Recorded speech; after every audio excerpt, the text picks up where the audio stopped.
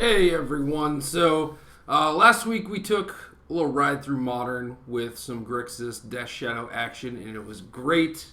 I'd give it 4 thumbs up for every win I got, basically. And that deck is awesome. It's so awesome. Can't even tell you how awesome it is. But this deck is also pretty sweet, basically because it's my standard deck. So Oath of the Gatewatch is not yet out on Magic Online, so I'm looking for Modern decks to do, or I was for this week at least. That didn't really use any of the new cards and didn't really have to change too much to, kind of worry about like what new cards were going to pop up in other people's decks. So this is a deck I did a daily digest on a while ago, and it was kind of about how to port like Jeskai Black into Modern, which is just a silly thing, basically. You should never port standard decks into Modern or vice versa. But these decks just happen to have a lot of overlap. And Painful Truce is a card that is seeing some Modern play, typically in sideboards of things like Grixis Control and Jund and Abzan and whatnot, just to give you a little leg up in the mid-rangey mirrors. And this deck is just like, well, Jeskai is doing it in Standard with 4 main decks, so why can't we? We have some life gain, we got some Lightning Helixes and whatnot. I even have a Timely Reinforcements chilling out in the main deck. And there were some Mardu decks running around with Soulfire Grandmaster, so we kind of pillaged all those too. So now we got a lot going on. The person who built this deck goes by Blastoids, and that person was commenting in my daily digest comments section, and that was really helpful. He was just like willing to talk about his deck, which was really cool. It's always nice when I post a daily digest and someone is just like, oh hey, this is my deck. This is awesome. Like if anyone wants to know any questions, like let me know. That's always really fun for me to actually, get inside their head and figure out what they're thinking about. So, they said that Soulfire Grandmaster was not good because it's too easy to kill. I don't necessarily disagree, but I still want to play with it. Also, I have some Kolaghan's commands, which I think the deck should have anyway, especially since it already has 4 Snapcaster Mages. So, we're going to try out Soulfire Grandmaster in Modern alongside Painful Truths and what Jeskai Black really wants in Standard, which is Lightning Bolt. So this should be a lot of fun. I don't imagine that our matches are going to be just like a bunch of 2-0 blowouts like last week. These matches are probably going to go pretty long and whatnot, but it should be fun either way. Like there are definitely 2 ends of the spectrum, and last week I was on the hyper-aggression, like kind of combo side of the spectrum, and this week we're on the just like grind them out side of the spectrum. So we'll see how it goes, see if I can switch gears, but I was just playing Jeskai Black all weekend in Standard, so I should kind of be in that mindset, so we'll see. But as for specific card choices, I like Mana Leak in this type of deck. I don't really like Remand. Remand is a card that you want to play if you're trying to just kind of buy time. I think Splinter Twin was doing a good job of trying to do that, and things like Delver decks also generally try and do that. Instead of trading with your opponent's cards, they just kind of want to just disrupt you a little bit, and that's what Remand does. It's just a tempo play. But in a deck like this, you can't really take advantage of Remand very much because you're not killing them very quickly.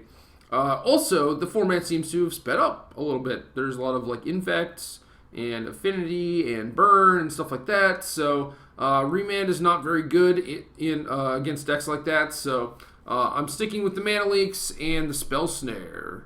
It is the comeback of Spell Snare. Basically, I don't really like Spell Snare in decks with Inquisition of Kozilek, so you may have seen my Grixis Control decks from a few weeks ago and just been like, hey, Spell Snare is a pretty good card right now, why don't you have that? And the real answer is that if you're casting Inquisition, you're probably tapping out to do it. And Inquisition often goes after a lot of the same cards that Spell Snare would target, so you end up with just a lot of like Spell Snare type cards in your deck that are only good against certain things. And I don't know, it seemed like a lot of dyssynergy to me, and it seemed like we were already pretty good at attacking those types of cheap cards. However, in a deck like Jeskai, where you don't play any discard, I think Spell Snare is phenomenal just because you're always trading 1 mana for 2 mana, 2 mana of theirs. And there are a lot of decks in Modern that play things like Snapcaster Mage, Remand, Mana Leak, and Spell Snare is really good at winning those counter wars over those cards. Also, just a card that is very good against things like Tarmogoyf and Eidolon, and it's really good at kind of stealing the play back from your opponent if you're on the draw and you could just Spell Snare their turn 2 play. So I really like Spell Snare a lot, at least in decks without discard. And so to go along with our Spell Snares and Mana Leaks, we have a couple Cryptic Commands. I'm a little less sold on this card, especially since there are definitely some lands in our deck that don't actually cast Cryptic. We have Mountain Plains, Sacred Foundry, Godless Shrine, Shambling Vent, and a couple Tectonic Edges. So overall, we have 20 blue sources, and that should be enough. But it is really tough if you are trying to get involved in a counter war with Cryptic Command, because decks that want to cast Cryptic Command probably don't want to get it remanded or mana leaked, and you generally want to have Spell Snare available also, but it's pretty tough to have 5 lands in play and have 4 of them produce blue mana. So Cryptic Command might be a little stressful on the mana base. We do have 26 land, but I do think it is going to be kind of stressful. We could play a Cascade Bluffs to free roll off things like Mountain and Sacred Foundry, but it doesn't solve all of our problems, so I elected not to do that. Might see me side out Cryptic Command a lot, especially if the format is indeed very fast.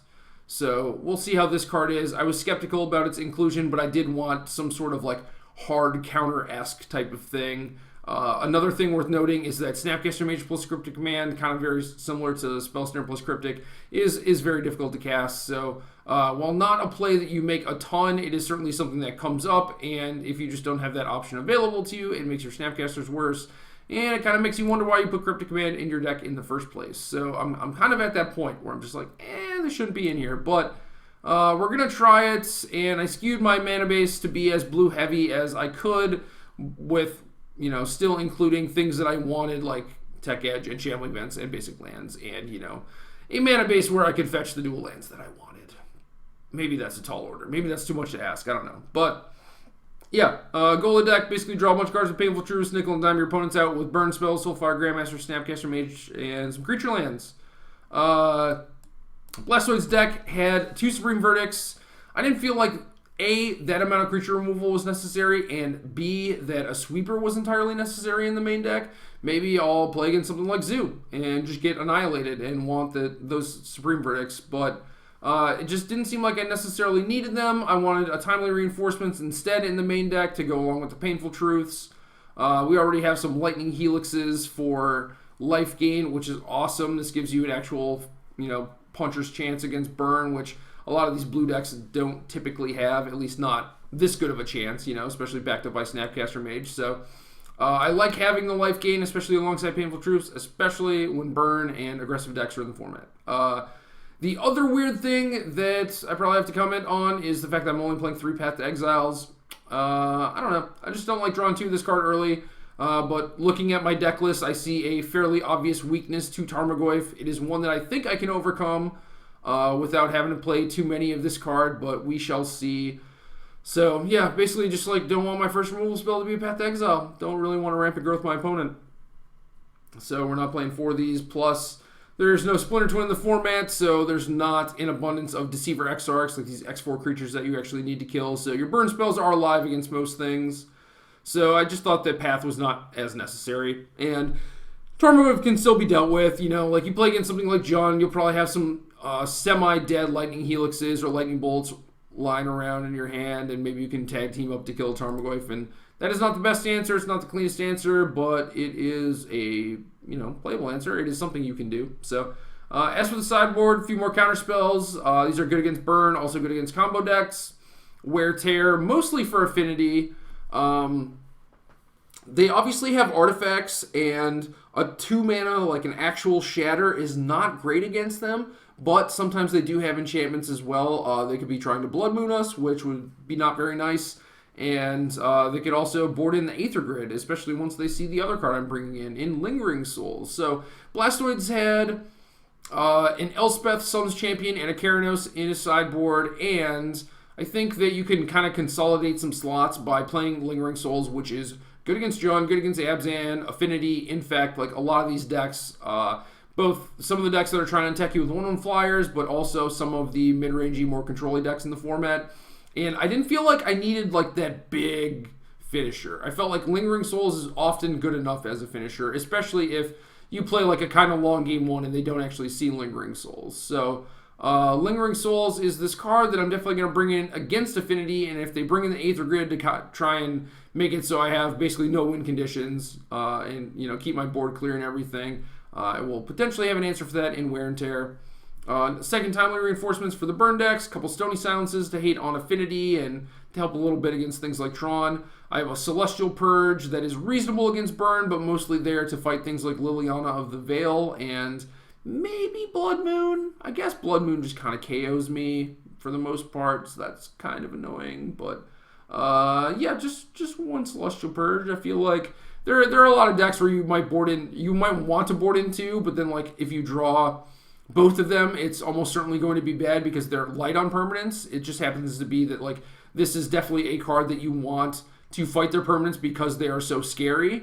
But say you played against something like a mirror match and it's like, well, I can't beat his Keranos, so I need to bring in these Celestial Purges or whatever, and they have 2 Keranoses, but maybe you draw like a Purge, they don't draw Keranos, or you draw 2 Purges and they only draw 1 Keranos or whatever. I generally like just being light on this effect instead of going over the top with this effect, if that makes any sense. Rounding out the sideboard, a Criminal Dust against Tron. This is probably not going to be enough to beat them. We'll see. I think it is slightly better against the Eldrazi deck, or at least it's more of a plan because you don't necessarily need to kill their Eye of Ugin right away. So it would certainly help because it speeds them up a lot, but you can generally sit on your counterspells and stuff and then wait for an ample time to use the Crumbler. And then we have a Supreme Verdict. I do like having a Sweeper in my 75. I just don't feel like it was necessary in the main deck, but this is certainly a very, very good card. And also, Is It Static Aster is a card that I generally play in most, if not all, of my blue-red decks just because there is an abundance of X1 creatures in Modern, various Noble Hierarchs and Birds of Paradise and Lingering Souls and whatnot. So I feel like Static Aster is a pretty nice card to have just because it's so good against a wide variety of decks. And that's about it. This is my standard deck in Modern, everyone. So let's join a league, play some matches, see how it goes.